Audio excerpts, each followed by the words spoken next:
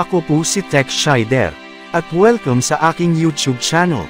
Narito po akong muli para ihatid ang mahalagang mensahe ng ating lolo ng 7 Mukdam. Ito ay patungkol sa ginagawang plano na naman ng Department of Health ukol sa COVID-19. At mapapanood din sa video na ang ating bansa ang pinili ng Diyos Ama. Atin pong panuurin. Kumusta kayo mga anak? Unang-una sa lahat, gusto ko lang ipaalam sa inyo yung mga nangyayari. Unang-una, about sa COVID-19 na pinaplano na naman ng DOH o ng ilang mga politiko na i-implement na naman ang full vaccination para sa mga hindi pa nabaksinan. Kung sino yung mga hindi nabaksinan, plano nila ipakulong pa. Gusto ko lang iparating sa lahat, kung talagang kayong mga leader ay naninindigan kayo para sa ikabubuti ng taong bayan, dapat mag-isip kayo ng maayos. Hindi yung nagpapadikta kayo sa hari ng kadiliman. Tingnan nyo yung kapakanan ng nakararami. Hindi yung ang tinitingnan nyo ay yung pangsarili nyong mga kagustuhan. Tama na. Hindi maganda yung mga plano nyo na naman. Hindi nyo na iniisip yung nakararami. Ang iniisip nyo na lang yung mga pangsarili nyong mga kagustuhan. Gusto nyo pa rin magpatuloy yung political dito na hindi naman na dapat na. Hindi na maganda yung ginagawa nyo sa taong bayan. Kayong mga taga-DOH, siguro naman may pamilya din kayo. Ba't di kayo nag-iisip? Alam nyong hindi nakakatulong sa taong bayan. Ang dami nang namatay ng dahil dyan sa vaccine na yan. Tapos ngayon, yan na naman ang gagawin nyo. Ay, talaga, naisahan na kayo ng kampon ng kadiliman ng hari. At sa buong mundo, gusto ko rin iparating sa inyo itong ginagawa na naman ng mga scientists na gumagawa na naman sila ng mga eksperimento na hindi na dadaan sa sinapupunan ng isang babae. Pwede na mag-create ng tao. Hindi nyo ba naisip na yung ginagawa nyo ayan ay gagamitin ng hari ng kadiliman para sirain ang tao, sirain ang mundo? Ay, naku, kayo talagang mga scientists, lumalampas na yung katalinuhan nyo, wala na sa lugar. Talaga naman, hindi na maganda. Kasi kaya kayo ganyan, nakalimot kayo sa Diyos. May Diyos na nakatingin sa lahat. May Diyos na nakikinig at binabantayan ang bawat gawa ng isa sa inyo. Napakasimple lang ng hinihingi ng Diyos dito sa mundo na to. Una, yung disiplinahin natin ang ating sarili, at higit sa lahat ay ang magdasal tayo at ang magpakumbaba.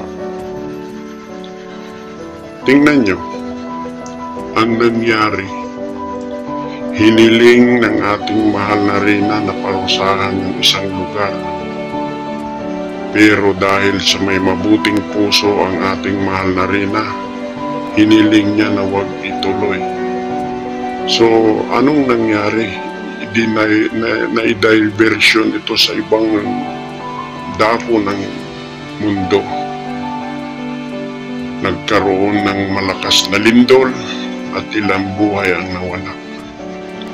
So, huwag niyong hintayin na ang kalangitan nang dahil sa mga mali nating ginagawa ay parusahan tayo.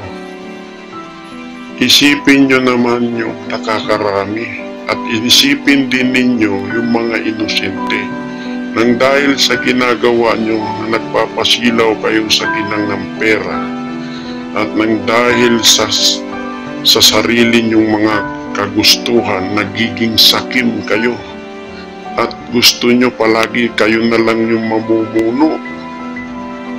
Hindi nyo na iniisip yung ikabubuti ng karamihan. Wala kayong pakialam kung mamatay ang mga tao. Tapos isa pa, kung inyong pag-iisipan, ang bansang Pilipinas ay pinili ng kalangitan na dapat sinusuportahan nyo kasi napakaswerte. Ang daming bansa na pwede piliin ng Diyos pero ang Pilipinas ang pinili. At ang pinag-uusapan na dito ay hindi bilang isang bansa, kundi bilang isang kaharian. Kaya dapat kayong mga politiko, kayong mga nasa posisyon, dapat magising na kayo. Ang ganda-ganda ng adhikain ng ating mahal na reyna at mahal na hari para ito sa kinabukasan ng ating bansa, para maging lumitaw na ang nawawalang kaharian. Kasi ito yung bansa na tinatawag na The Lost Kingdom. Kaya nga sa pamamagitan ng mahal na reyna at mahal na hari ay maipapakilala sa buong sanlibutan the New Kingdom, the Maharlika Kingdom. So, instead na suportahan nyo, bakit ang dami pa nyong ginagawa na hindi tama? So, dinidelay nyo na kung tutuusin, matagal nang tapos.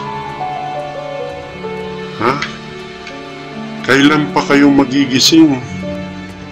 Diyan na kayo magigising kung ipataw ng Panginoon, ipataw ng kalangitan ang kaparusahan dito sa bansang ito.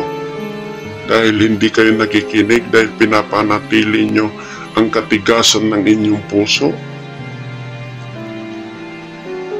at katigasan ng inyong pag-iisip, dahil ang iniisip nyo ay pang sarili lang namang inyong mga kagustuhan. Hindi nyo na inisip ang kapakanan ng mga nakararami at ang kinabukasan ng nakararami, dahil ang iniisip nyo lang may mga pang sarili nyo, dahil nagpasilaw na kayo sa kinang ng pera. Wala na kayong pakialam kung ano ang mangyari sa ating bayan. Paano kung wala ang kalangitan magpadala kay Queen Helen Abdurrahjak Elizabeth III at King Mamay Abdurrahjak sa Kuta Kuya Raja? Ano ang mararating natin kung hindi dumating ang itinadhana sa propesiya? Ang daming mga leader, ang gagaling nyo, ang tatalino nyo, pero hindi nyo naisip kung paano nyo paunlarin ang bansa, kasi ang inisip nyo ang pagpapaunlad sa mga pangsarili nyong kagustuhan. At nakalimot na kayo sa Diyos, hindi na kayo natakot sa Diyos sa mga ginagawa nyo.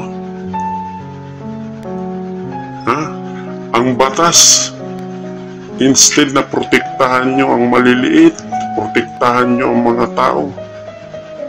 Kayo yung matatakbuhan ng mga tao, hindi. Ginagamit nyo sa pangsarili nyo ng mga kagustuhan. Gusto kong iparating sa inyong lahat, mahiya-hiya naman kayo. Ang Diyos nakatingin, nakikinig. Lahat ng ginagawa nyo dito sa mundo, naka-record yan. Hindi nyo naman lang itinanong sa sarili nyo pag ako ay namatay. Sa pagharap ko sa may likha, may mukha pa ba akong iharap? Makapasok ba ako sa kaharian ng kalangitan sa aking mga ginagawa dito sa lupa? So ang bawat isa sa atin, malalaman mo yan kung ikaw ba ay makakapasok sa kaharian ng Diyos o hindi. O ikaw ay makakapasok sa kaharian ng kadiliman. Dahil tingnan nyo yung mga ginagawa nyo. Kung ang ginagawa nyo ba ay kaaya-aya sa harapan ng Panginoon, o kaaya-aya sa harapan ng Panginoon ng kadiliman. Dalawa lang naman yung pagpipilian nyo dito sa mundo eh. Dalawang daan lang itong dadaanan nyo. Pagpipilian, daanan papunta sa langit o daanan papunta sa impyerno. Ngayon, kung daanan papunta sa impyerno ang inyong pipiliin, malaya kayo gawin ang inyong gusto. Pero itong tandaan nyo, doon sa dulo ng daanan na yun nakatayo ang Diyos. Pero kung daanan papunta sa langit ang inyong pipiliin, tandaan nyo din, doon sa dulo, ang Diyos pa rin ang nakatayo doon. Kasi timbangin yung ginawa nyo dito sa mundong ito, ang mabuting gawa at hindi mabuting gawa. Ngayon, kung ang iyong ginawa na hindi mabuti, mas mabigat sa kabutihan, mas mabigat yung ginawa niyong kasamaan, automatically, malaglag kayo sa kadagat-dagatan na apoy, na kung tawagin ay impyerno. Pero kung ang ginawa mo dito sa mundo ay mas mabigat ang mabuting gawa kaysa sa masamang gawa, ibig sabihin niyan, doon ka babagsak sa kaharian ng Diyos. So, kailan pa kayo magigising? Kailan kayo magbabago? Marami na kaming mga katawang lupa na ginamit na nagbibigay ng mga mensahe para bigyan kayo ng babala, pero hindi kayo nakikinig. Hindi kayo nag-isip. Bagkus pinag-isipan nyo pa yung mga katawan lupa na ginagamit namin, sinasabi nyo mga siraulo. Nababaliw na. Pero basahin nyo ang kasulatan. Ang tao man na sinong magsalita ng baliw ay mas baliw pa sa baliw.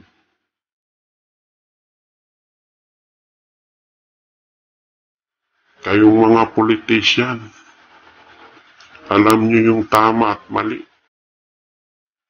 Kung maaari lang, sana, buksan nyo ang inyong puso. Kung talagang leader kayo, na pumuprotekta sa nakararami, isipin nyo kung tama ba yung ginagawa nyo o mali. Ngayon, kung mali yung ginagawa nyo, bakit nyo pagpapatuloy? Para malaglag lang kayo dun sa kadagat-dagatan apoy? Yung ba ang gusto nyo? Sa init lang nga ng araw, nagre-reklamo kayo. Yung pa kayang malaglag kayo doon sa impyerno, hindi kayo matakot doon.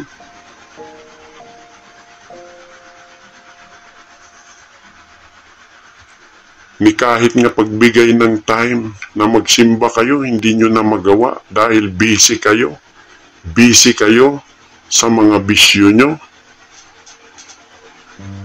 Kailan pa kayo magigising, mga anak? Mahirap ba maintindihan ang aming pinapahiwatig at pinaparating sa inyo? Minsan ang aming mensahe pinadadaan namin sa iba-ibang katawang lupa para magising ang inyong puso at isipan at ang inyong espiritu. Pero hindi, ginagawa niyo pa rin yung mga mali. Na hindi niyo naisip na sasaktan niyo na ang karamihan. Dahil nandiyan kayo sa pwesto, ginagamit nyo yung pwesto para mang-apak kayo doon sa wala sa pwesto.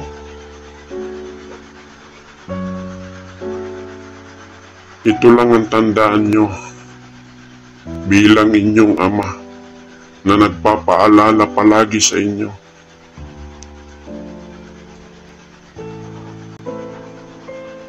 Pag dumating yung oras nyo na mawala kayo dito sa mundo, haharap kayo sa hukmanan ng kalangitan.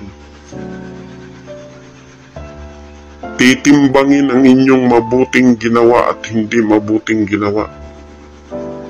At hindi kayo pwede doon makapagsinungaling dahil lahat ng ginawa nyo dito sa mundo naka-record at makikita nyo yan sa harapan na parang sinihan na ito yung ginawa mo.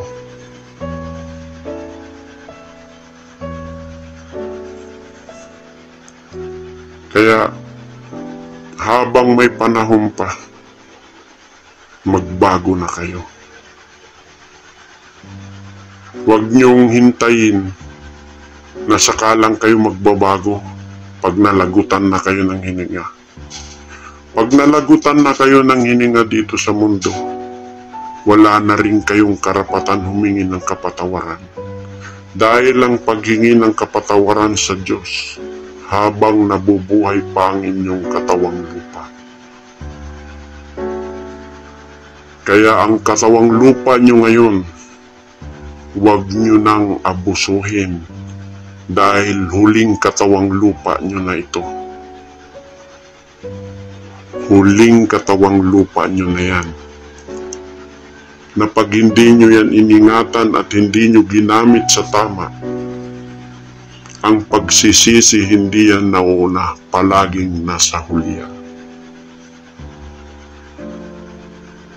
Kung hindi lang kayo namin mahal mga anak, hindi na kami magpapaalala sa inyo. Bakit? Kasi kayo yung dapat pumili ng direksyon nyo.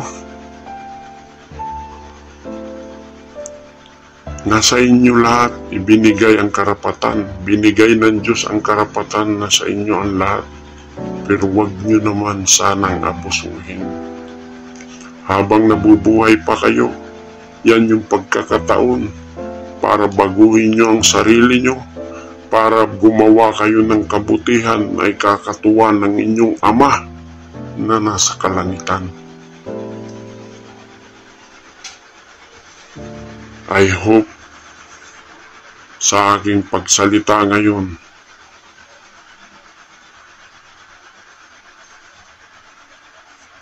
bilang si Muhammad Isa Sharif Muhammad Isa ang nagsasalita ngayon, sana tumagos sa kaibuturan ng inyong puso at tatagos sa inyong espiritu at isipan na kayo ay magising sa mahabang panahon na natutulog kayo dahil nababalutan kayo ngayon ng kadiliman. Huwag niyong hayaan na maghari si Lucifer sa kud na lulusiroy na pagharian ng inyong puso. Mga anak, magising na kayo. Raksamana larasita, bilikusito balakasido baraka. Singno warakatinto palakadustara kisata. Likat sa marakarakitino masinda wala data. Ala akbaris talaga ragisido wala ta. Zigindang barangin sa wala gedisa da marawasidita. Riksa manasina isaraka sa manasida. Dig sa warakisidido bada alpada sigada warakasta. Likso manasito laratamasita is brusaram isbrukasada dogsida doraside bau sik mula kasikito. Ulitin ko mga anak,